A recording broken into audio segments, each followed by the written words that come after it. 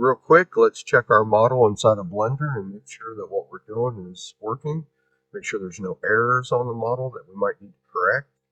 So we go up here to File, we go to Import, we go to Wavefront OBJ, we go to where our model is located, we bring it in.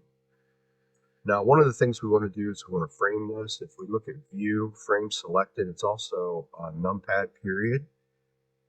Let's click that.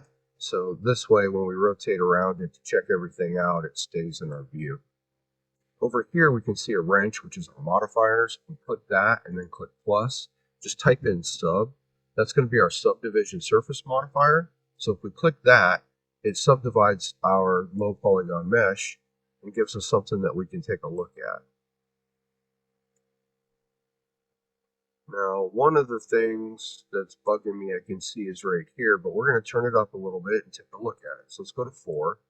Yeah, it got really bad.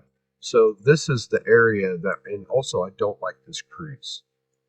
So this is the area that we're going to need to take a look at in Topo Gun and fix it. This is the thing that I was trying to tell you, that you have to check the models, because if you go through and you get too far, sometimes you can make a lot of mistakes and then it's a lot of cleanup work. So every once in a while I like to just bring my model in and check it out and make sure that everything looks okay. But for the most part, things look good. The eye looks good. The brow looks good. I don't see anything weird going on anywhere else, just in this area. So we're going to go back into Topo Gun, take a look at this area and see how we can fix this.